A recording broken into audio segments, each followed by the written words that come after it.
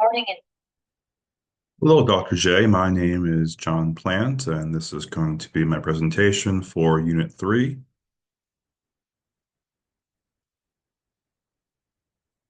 So the research topic that I chose was the functions of insurance. I chose this topic because it seemed to be the most interesting to me out of the three main topics that we were to choose from this week. And being someone who used to work in insurance, I wanted to see if my experience in insurance was the same as what I could find for a brief article, so to speak. So, what I found in this article is or what I looked at in this article was to really understand what were the functions of insurance. And there's a whole list that this article had. I don't want to go through every single one, but there are, I think, more trends that I see, and I kind of discussed them more so in my next slide on the key findings from the article, but I'm going to kind of pause here. So in case you would like to look over each of these, then you can look over them yourself.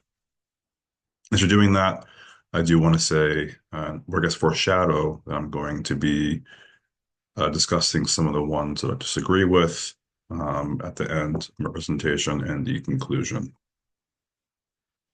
So the key findings that I found, as I was just mentioning, are insurance prevents against uncertainty.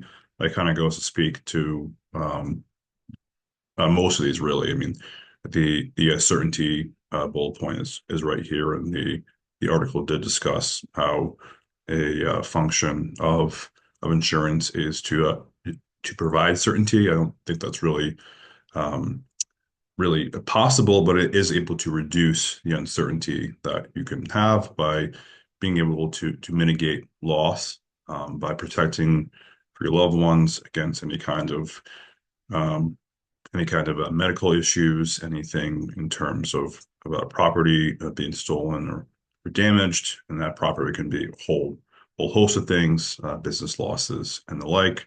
It's also legal requirements. I mean, for me to rent at certain places in my past, I had to get renter's insurance, and it was a whole list of different things that could fit into that. I don't want to go through each one of those for time's sake. Um, One thing I thought was kind of interesting here was this this list provided a function of risk assessment. I thought that was fascinating because it I don't fully agree with it, but I do think that just given actuarial data and analysis, a lot of the actuaries were able to look at different risk factors uh, just based upon the whole list of criteria, and then underwriters would then look at individuals, or in my case, I did a group, and then really use the particular person or a business to look at and see what the risk is. And this is not a perfect science, of course, but it's interesting to me that this helps someone who may not know how much he or she costs in terms of risk, which is kind of bad to say about a person, but it is pretty interesting because that's essentially what insurance is doing.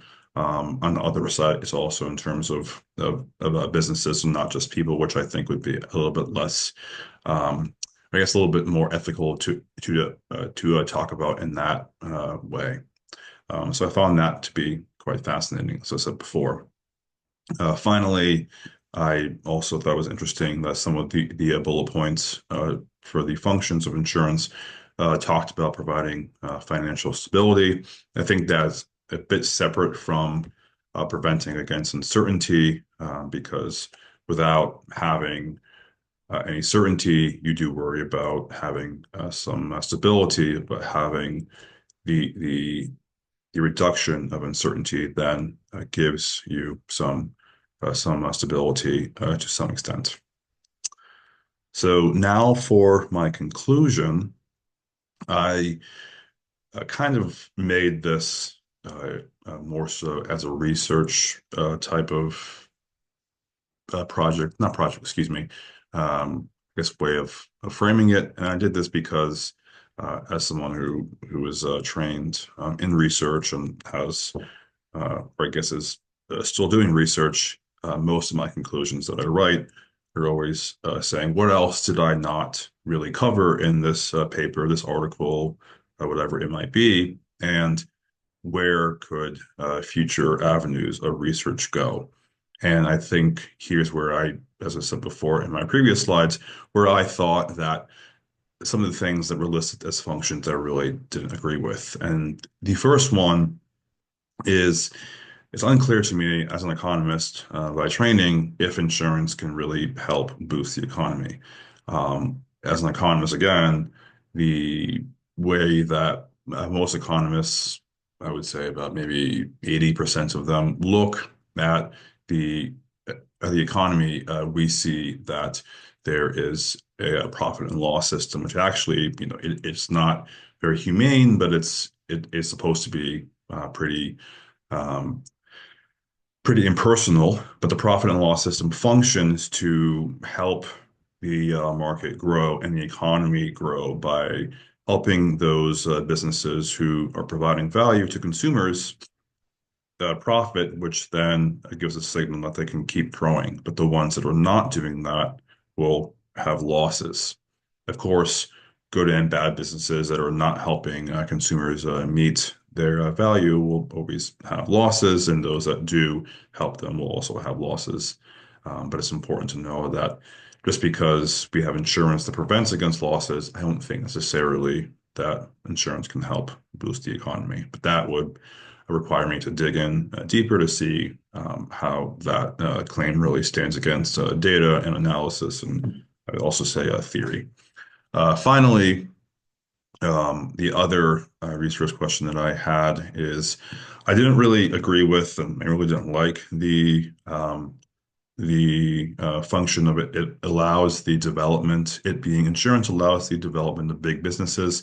I think that I'm not entirely sure how it's defining a big business, first of all, and I didn't cite this, but for my own research, and it's pretty easy to find on Google, about 99% of all businesses in the United States are small businesses, and most of those small businesses are actually very small. They don't even have employees, so they're just one person, sometimes two people for partnerships that are trying to create value for consumers. And sometimes they don't even want to be big. So I think that we don't always have to kind of help a big business without thinking about small ones.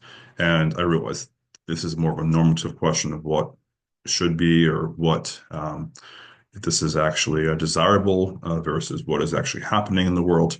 But I just wanted to put this as something that I wasn't entirely comfortable with when I read this.